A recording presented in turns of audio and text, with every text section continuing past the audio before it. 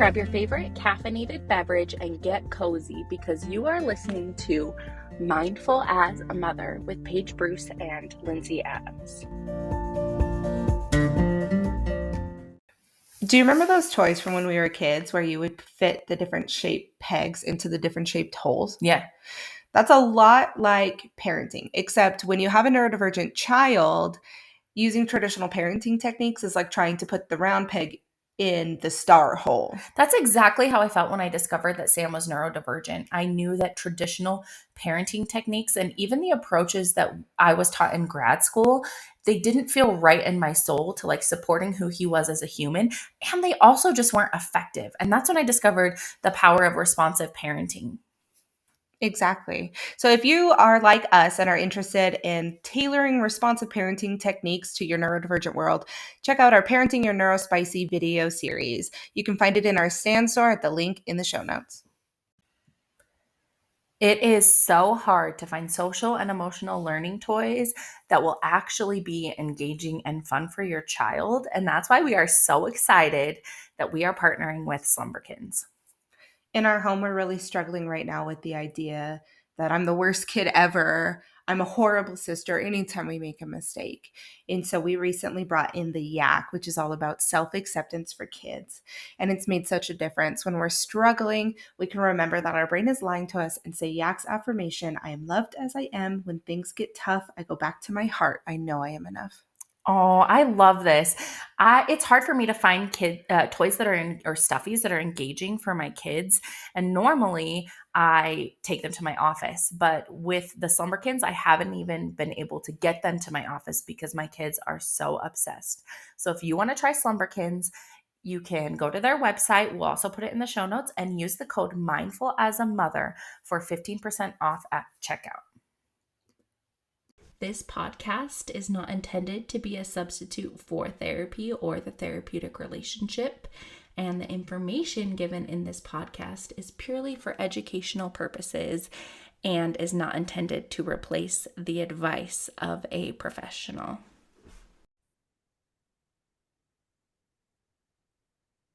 Hello and welcome back to Mindful as a Mother. My name's Lindsay and I'm here with Paige per usual. Say hi, Paige.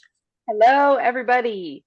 And we have a very special guest today, Jessica Sinarski. And I'll just let you introduce yourself because I can't even do it justice. I am so happy to be here. I am also a mom and a therapist, and I am an author of a number of books. And I just am super, super passionate about helping everybody understand their brain, especially kids and all of the grown-ups around kids. So that's my jam. We're super excited for this because I feel like we're very on the same wavelength as you, Mm-hmm. but you, the neuroscience piece, the nerdy piece, that's what I call it. Paige gets nerds out over that, and it's confusing to me. So I really like it when people can like break it down in a way that I can understand, so I can either teach it to other people or other people can learn from it. So thank you so much for being here. My pleasure. Thanks for having me. I specifically love it because the brain science is the foundation for me in really understanding what regulation is. And then something unique that Jessica does is that she also works with school districts and child welfare agencies to provide this education, which is a lot of where Lindsay and I move towards. Like we really are passionate about making resources accessible in as many communities that need it as possible. And so finding grants to provide this type of education and foundation of understanding like why safe relationships make a difference of how kids act in the classroom and at home. So yes, I geek out about it and I'm so excited. My heart is like exploding Also, inside because this is just all the stuff I love. Yeah. Yes, yes, yes. yeah. I was going to say we need to chat with you after because we're trying to get into like school districts and like working with DFS more in women's shelters. So we need to chat about how to do that because we're just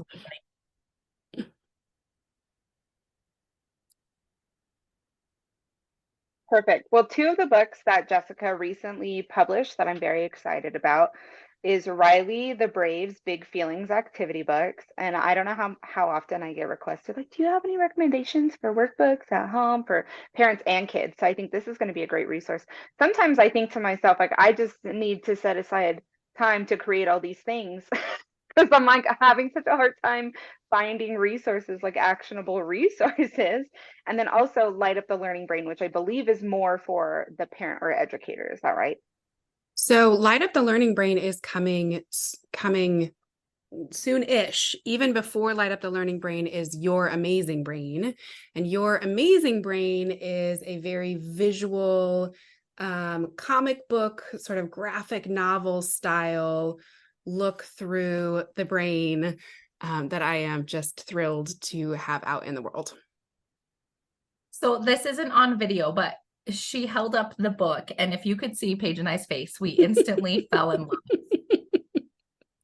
We are in love. Nice jaw drop. Like, I wish I had my I wish I was better at that, like capturing moments, because you both literally had a jaw drop and it was fantastic. That was everything. We'll recreate it later for you because you can take a picture because it is that cute. And I can already tell the comic book style, like your kids are going to be drawn to it, because that's the other thing is sometimes the feeling and brain books are boring. Yes. So Paige, exactly what you said about, struggling to find resources. I would get asked, it's very funny to me that I write therapeutic books or books that help with therapeutic-y type things, because I really didn't use very many in my practice because I struggled to find good ones. I struggled to find things that didn't over-explain or weren't using adult language, or that kids actually wanted to read and pick up and didn't run from because it's this terrible stuff on the cover or whatever it is. And so that was the birth of the Riley the Brave series. And then what I found was, so there are 3 books in the Riley series, but I would create these additional resources to help people put it in practice. And I really found I just needed to get that all in one place. And so that's what the activity book does. Is it's great for therapists, but it's also just super user-friendly for parent and child to enjoy together, not even to work through together, but just to really enjoy learning more about their brains and feelings and what makes us tick and what makes the tough stuff tough and how we can find our way through. I love it. I actually work with a school right now, and part of the beginning of the year curriculum that I semi-created, right? Because science is science, but it's all about learning about the basics of the brain and the different parts of the brain in kid-friendly language. So I immediately went and looked up that specific book, Your Amazing Brain, because I'm like, this is so great, because my groups are from 1st to 3rd in a little cluster, and then 4th to 8th in a little cluster. And I'm like, this is so appropriate across kind of both age groups to explain it in a way that's friendly. And I loved the colors. I'm a big children's book person. So the comic book style sells me. And then also for the teachers, I can recommend it as a resource for the teachers to have in the classroom to reinforce a lot of what we're seeing in some of those younger grades too. That is exactly my hope with this book specifically, with Your Amazing Brain, is across multiple ages to really capture kid imagination, and for all of us like Lindsay, who maybe brain science doesn't make us light up with joy in the same way that it does for me and Paige, that Your Amazing Brain will just simplify some of these concepts and make it visual and show, some of the key points that the nerdy folks want everybody to understand. How, why connections in the brain matter, why safe and secure relationships impact behavior, the presence of or lack of safe and secure relationships. And also to be affirming of neurodiversity, that there are going to be things that are easier for your brain than my brain and vice versa. And that's okay. Our brains are unique, and that's a beautiful thing. It's not there's no one size fits all. and even without a one size fits all, there are some of these foundational things that can help parents be brain builders and can help teachers understand behavior in a different way and interact in a different way, depending on which part of that kid's brain is online and depending on which part of their brain is running the show, right? Because we all have, I use the Dan Siegel and Tina Payne Bryson's house model of the brain. We all have downstairs brain moments. We all have those times that our act without thinking team wants to take over. And so you'll see that throughout the Riley series in those animal characteristics are, tiger moments and turtle moments. And then Your Amazing Brain ages that up so we can take it to the older kids in a useful way. I love that. I recognized the other day I had a teacher pull me aside for a consult about a kiddo, and my honest go-to was, we need to create moments of connection. And I had like a response in my body, even though I believe so strongly that this is the key to support regulation and like neurodiversity affirming regulation. And in the classroom, right, we have these safe, secure relationships. I recognize that I still experience quite a bit of pushback from the educational community or even other mental health providers when that is like, so like the special education teacher or the psychologist on site or the counselor on site, even though I'm contracted in as like a bonus counselor. So I recognize that that's still where we're at in a lot of these systems, and that I have fear of that pushback, that that's not going to be considered an appropriate approach. And so I am really hoping that that's something that we can talk about, those foundational building blocks, like caregivers, including parents and teachers, which is one of your specific things to discuss today. That's right. Yes. So I also have found that disconnect sometimes where teachers will get told a lot, relationship matters. Many, most teachers believe that relationships matter and kids learn better when they feel safe and seen and those kinds of things.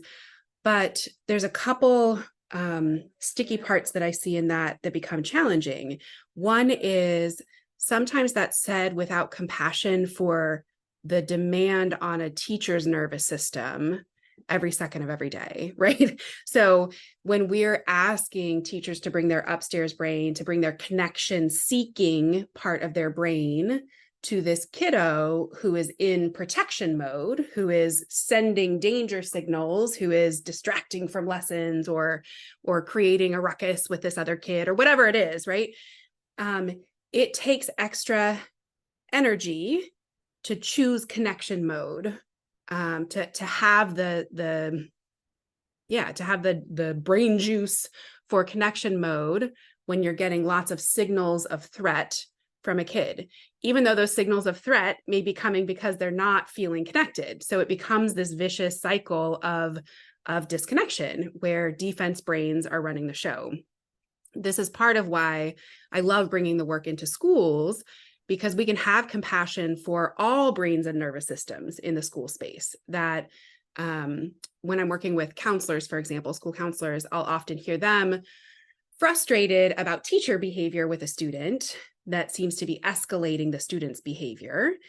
And part of what I encourage the counselors to hold is like, that's coming from somewhere too. And it makes sense that when downstairs brain moments beget downstairs brain moments. And so for the teacher, for the parent listening, when your kiddo is sending you porcupine spikes all day long, or they're shut down in their turtle shell, it doesn't necessarily spark loads of, gosh, I hope we can bond and connect. And I'm just going to keep reaching out for connection.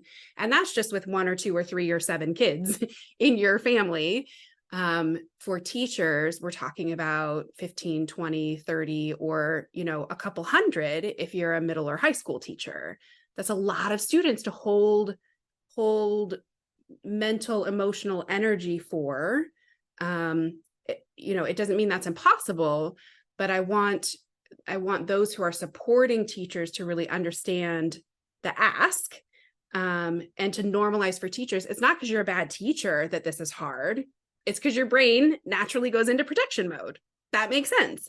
And you can be the boss of your brain, just like you're teaching your students to be the boss of their brain. And so that's part of what my work is trying to impart currently in picture book form. And then, as you mentioned, Light Up the Learning Brain will really just blow this wide open for folks. I love that. And I have conversations with teachers a lot about these things, and I always tell them that I could never do their job. They're like, I could never do your job. And it's like, I am one-on-one with a kid for an hour once a week. Yep. You are with 30 children, maybe more, 5 days a week for 6 hours a day. There is no way I could be calm and regulated during that. Right. And so as we're supporting teachers to like, I think it's an approach. Sorry, I get all jazzed and then stop finishing sentences. So Paige, you're talking about, the best intervention in this situation may be to work on some relationship building. So I'm going to suggest that with a lot of care and support for that teacher's nervous system and what that may bring up for them around, like, I just came here to teach. This kid is disrupting my class, and now you want me to spend more time with them. Isn't that rewarding the behavior? Which, how often do we hear that?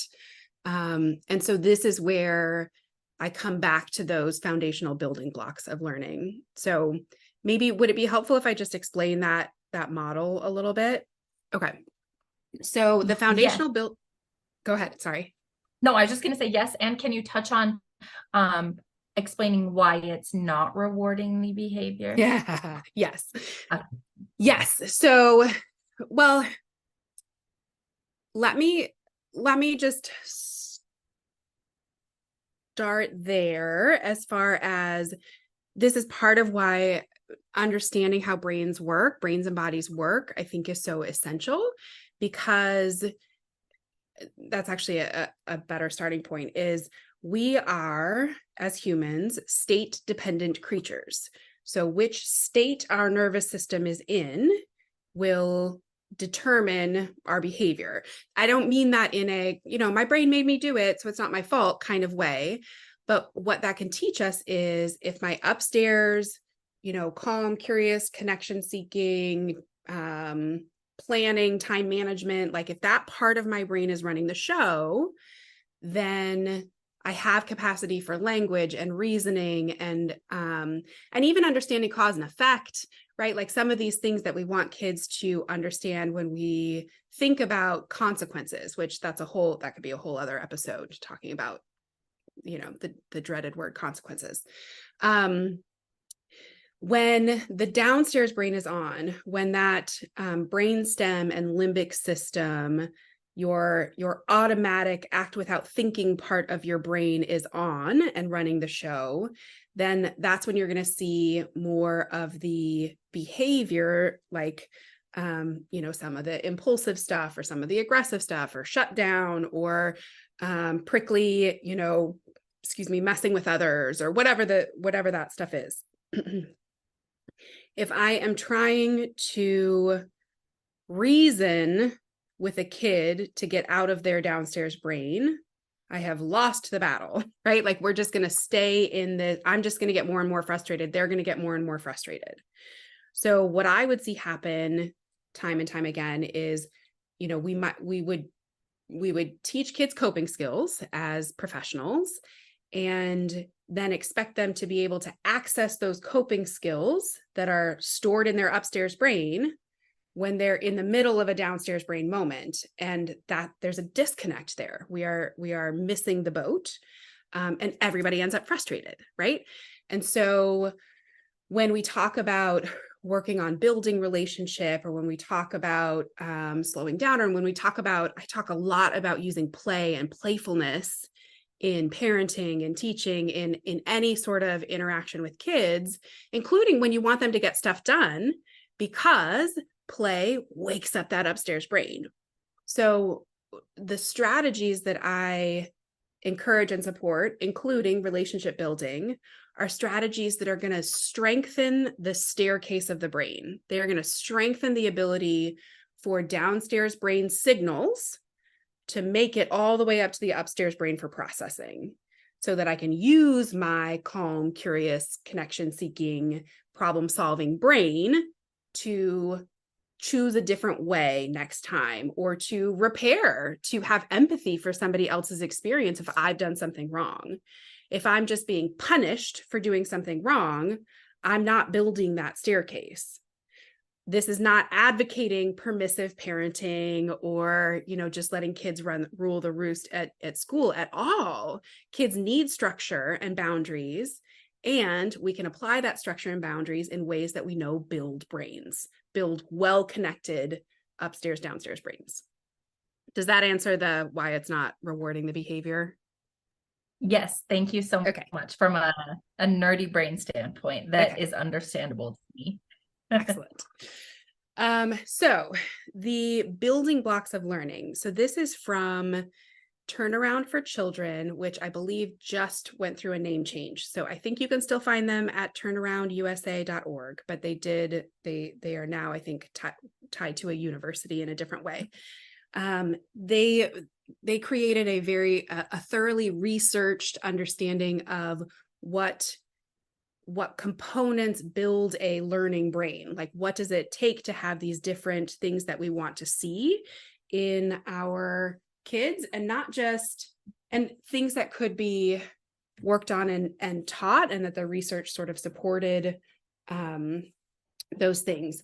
And so at the, toward the top, you'll see things like self-direction or civic identity, agency, academic tenacity, right? These things that we want to see our kids develop as they grow. Even executive function and self-awareness are not quite at the bottom of the pyramid. Like, we think of self-awareness as a pretty basic skill, but even before solid self-awareness or social awareness and relationship skills, at the very base of the very foundation of how humans learn is attachment, which I talk about in schools as safe and secure relationships, because the word attachment can get all squirrely for folks. So safe and secure relationships, stress management, and self-regulation. And the reason I think it's important to talk about all three kind of together is that in a lot of ways, safe and secure relationships are part of what makes stress management and self-regulation possible. So if we think about infant development, for example, a newborn we don't expect them to have self-regulation, right? It's all meeting the need and co-regulation with their parent or primary caregiver. And there are thousands and thousands of instances of meeting the need and co-regulating, and meeting the need and soothing and helping them feel safe, and meeting the need and meeting the need and meeting the need before there's any, before they're building that connection from the downstairs to the upstairs brain, so that they can pause and think things through and develop some frustration tolerance and be able to accept the word no. And I'll throw in here that for some brains, no is always going to be a hard thing to accept. And so for a lot of the kids that I've worked with, certainly kids with trauma, some of our neurodivergent folks, expecting kids to just be able to tolerate the word no is often expecting too much. Therefore, we find different ways that we can communicate boundaries. It doesn't mean no boundaries. It means I might say, "Oh, I know you want to stay at the playground longer. We're going to come back tomorrow." I'm not saying, "No, it's time to go."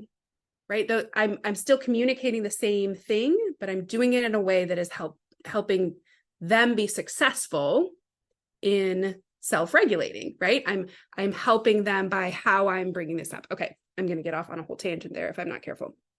So when we think about these foundational building blocks, really a lot of that is happening in home. And I know a hefty chunk of your audience is parents, right? So many of our listeners are parenting.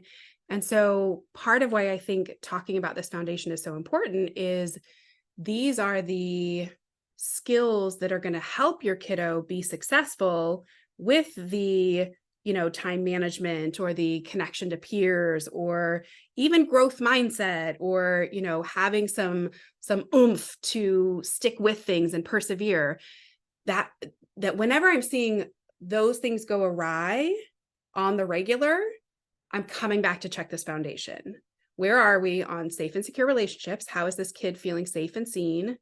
Where are we on stress management? Do we have some sensory tools? Do we have are we paying attention to the big picture of how this kid is able to tolerate life? And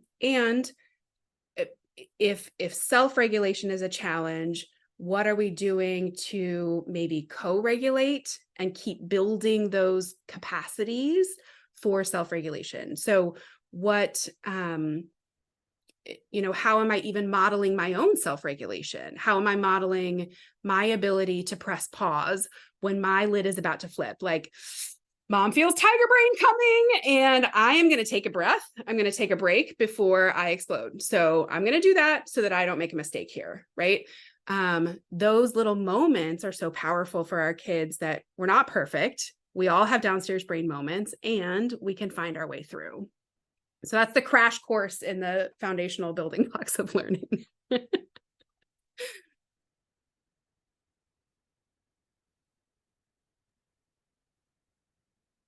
I couldn't tell if Paige was going to say something or not. Sometimes it's hard when there's like 3 people because then we end up talking over each other. So I was like, waiting for a second, but I love that. Where do you find that the teachers or the parents that you work with struggle the most? Like, which building block is it that is usually the most difficult? That's an interesting question. I think so. I think kind of like we were talking about before, that the way that our own nervous system can go into protection mode, can sort of defend, go into defense mode, makes the safe and secure relationship one pretty challenging sometimes, because often the kids who need the most support, really with a whole foundation, are kids who need extra support on safe and secure relationships. So our kids with trauma histories, our kids whose own nervous systems maybe have been sending false alarms of danger or experiencing danger in a situation that someone else might not. So if you've got sensory processing differences or autism or things like that. And so what I see happen time and time and time again is that because this kiddo's brain is in defense mode, it's really easy for the adults around to end up in defense mode too. And then we have miscommunication galore, where this kid is surviving the best way they know how, which is maybe with a really strong porcupine brain or a really strong turtle brain.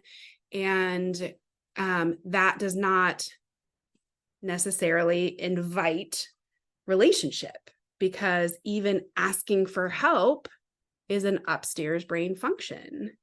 And so I find often my starting place with both parents and teachers is getting to know our own downstairs brain, like getting to know our own protection mode, because when that's triggered, when that's activated, I want to pay attention to what's sending me there. Is it that when this kid acts up, I feel like a failure as a mom? Is this bringing up, when this kid does this thing, is it bringing me back to when my, mom and brother used to go at each other? Is it like, where is this protective stance in me coming from? Is it that this stage is really hard, right? So many parents struggle with the 2s and 3s stage of kids having more agency and starting to use their voice, and the typical path of development includes lots and lots and lots of downstairs brain moments for kids, right? So if that is a struggle, how can I support that parent around sort of normalizing the behavior and giving them some tools to regulate themselves, so they can bring their upstairs brain to this kid's downstairs brain moment? Because that's really the ball game, right? Like, if we're both in our downstairs brain, no staircase is being built. And so I want to really support the adults to hold that. Yeah, and I'm just thinking a lot of people that that we work with. And so we have a lot of like neurodiverse families. So neurodivergent parents, parenting neurodivergent children. And I think that that's a lot of what shows up is the behaviors are either triggering or overstimulating and activating the parent, or the parent is sensitive to sensory stuff. And then it's like, I need to focus on myself before I can even support my child through this downstairs brain moment. Yeah. Yeah. I think that's absolutely true. And so again, that's part of why I find normalizing what's going on in the nervous system so helpful for kid and adult. It's not either the student or the teacher, or either the kid or the parent. To be truly child-centric, we have to support parents. Like, we have to support the adults involved. And so helping parents, normalizing that parents have needs too, and that's not to the exclusion of the kids' needs, but especially when I'm thinking about families who have different sensory needs. So I also live in a house of neurodivergence, and my husband has ADHD and dyslexia. I tend to be, I certainly don't qualify for sensory processing, issues, but I am probably on the more sensitive side. And so loud noises are problematic for me at times. And then two of my boys have ADHD as well. One also has dyslexia. So there's a lot of things happening that impact how we all show up for each other. So that means that sometimes I use earplugs because just my family's natural noise level is overwhelming to my senses. And sometimes it takes extra energy to do, this, that, or the other. Or I need to make sure that I am tuning into my kids' need for squishing and squeezing and those kinds of things, even, and then tend to my own need to not have anyone touch me or be around me. And how do I balance that and my marriage? And, that we can have compassion for, yes, it makes sense that your downstairs brain was activated. Let's back up and piece this together and see if we can solve this puzzle and try a new plan, right? I think that's what I see be so successful, because we can be curious together. We can dig into our own downstairs brain moments. We can figure out what our needs are in the situation and go from there. And that to me is really, that's the hopeful side of all this brain science, is that when we understand what's really going on, we can find our way through. It's not one and done. Like, let's keep figuring this out. Yeah. I think too, so many people that are parenting right now were raised before the science came out, before there really was any type of this like gentle, informed, or positive parenting, or responsive parenting, or whatever term we want to use for it, right? It's all kind of in the same boat. But I think that this allots for a lot of compassion, because I found when I'm working with parents, there's this underlying belief that in order to raise emotionally healthy children, we have to be in our upstairs brain all the time and able to show up for them all the time. And then we're going to mess them up if for some reason we have a downstairs moment. And I do a lot of let's unpack that, because you can still emotionally show up for your child. You can still practice responsive parenting while acknowledging, like, I'm in a downstairs moment. I need nobody to touch me. I need a little bit of time, and then I'll be available. My kids are a little bit older now. I'd communicate this in different ways. Now they're 8, 6, and 4, almost 5 next week. But I've started letting them know, like, I'm feeling overwhelmed. I'm not available right now. I will come find you as soon as I am available. Like, I'm not available right now. I don't have it. Or I used to just say, I'm feeling stressed. I need to go. Like, I used to be my go-to. And my kids have picked up on it, right? Now that they're older, I have a little bit more verbalizing with it. But I even personally battled with this idea that if I'm saying I'm not available right now, even though they're screaming or they need something, then I'm going to traumatize them because I'm not showing up in a responsive way for them in that moment. And that's not true. So I think That's really not. understanding the science allows us to hold compassion for ourselves too, and know that it's okay for us to have those moments. We're not causing extremely deep wounds, and That's that right. you're allowed to have those boundaries and still raise emotionally healthy children. I think that's so important. And it makes me think of a couple of things, but one is that stress is not bad. We like raising kids stress free is problematic. Like kids need some good stress, kids need some challenge in their lives to work through, because that's how growth happens. Just like if you're trying to build muscle, you need to stress that muscle the right amount. You don't want to overstress it, or you injure yourself, and you don't want to understress it, or you're not actually building muscle. Well, the same thing is true for our nervous system, right? If we want our kids to develop some grit and the ability to persevere and some of those bigger upstairs brain functions, that requires a little bit of dealing with a moment that mom's not available. It doesn't mean mom will never be available again. That's problematic, right? Like it means that we're seeing human processing in a human way, and that's good. And I love that there's such a push now for being tuned in and responsive and conscious discipline and all of those, all of those things that you were talking about.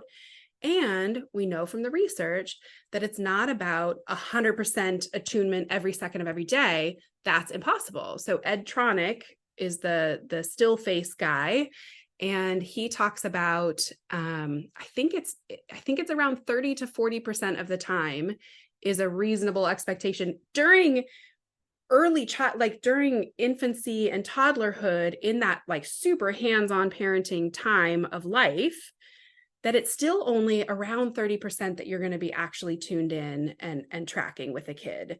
And he shared a story. I don't remember which podcast I heard him talking about it on, but he shared a story where he had a parent and child come in for the still face experiment, which we can link to. There's a great video on that if that's something you want to link to. But he had a parent and child come in, and this was a super tuned in mom, clearly, had been really showing up for this kid, but this kid had not experienced any real separation, like could not tolerate this 60 seconds of disconnect from mom. Well, that's not sustainable. So then when he did disconnect from mom for just a minute, he was so inconsolable to come back to neutral. And so I think when you tell your kids, like, mom's stressed, I'm peacing out, I need 5 minutes to regulate, like, not only are you showing them that it's okay to take 5 minutes to regulate, but you're also showing them mom comes back, right? Like you're showing that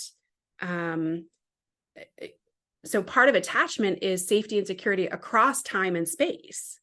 And so you're building that across time and space. I'm still your mom, even though I'm having a downstairs brain moment.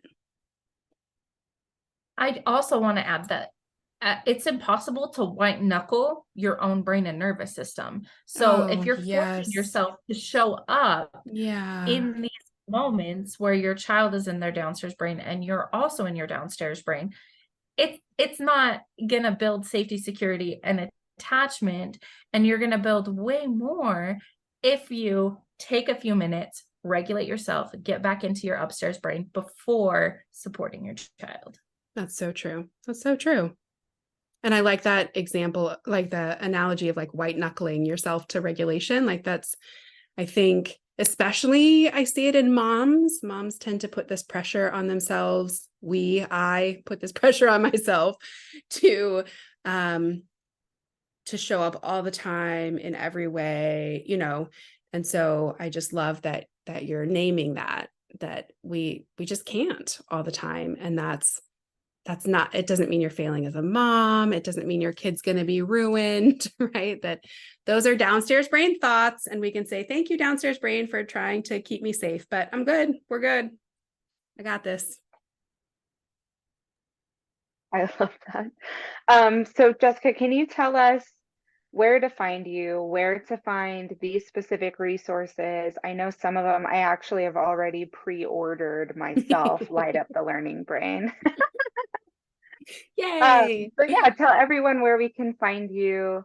I would love also for us to include the link to that video in the show notes, just because I think it'd be a Yes. good visual, like, It is so backup to helpful. everything we were saying. So you can find me at jessicasinarski.com, Sinarski. And that's also on I'm most active on Instagram. So Jessica Sinarski on Instagram. And as far as the books go, I do have a shop right there on my website where you can get books. And there's a Riley stuffed animal and a little sentence completion card deck and posters and all that kind of stuff. You can also find the books themselves wherever books are sold. So it's on Amazon and bookshop.org and Barnes and Noble and all of those kinds of places. So specifically, if you're looking to really dig into feelings and understanding the brain with your kiddo, the Riley the Brave's Big Feelings Activity Book will walk you through just some lovely, super kid-friendly, playful ways to do that. And Your Amazing Brain is coming out next week. So if you pre-order as you're listening to this podcast before October 11th. So you need to order by October 11th, and then there will be a link to fill out a little form for the pre-order bonus. So you get the book and we'll get you all those details. And is the pre-order bonus if it's ordered from your website, or is it? So you can order it anywhere you want. What I'll do is make sure that you have the link. The bonus will be through my publisher, ncyi.org. And if you go to ncyi.org/Your Amazing Brain, that's where the form will be. So you'll just need your order number, whether it's Amazon, my website, bookshop.org, or you can order directly right on NCYI's website. Any of those places you want to order is fine. And then just make sure you fill out that form. Perfect. Thank you so much. We'll include all of that down. Well, not all of that word for word. We'll include the links down in the bottom of the show notes where you can find Jessica, what her Instagram is, pre-ordering by October 11th, and then also the link to make sure that you're getting those pre-order bonuses. Yeah.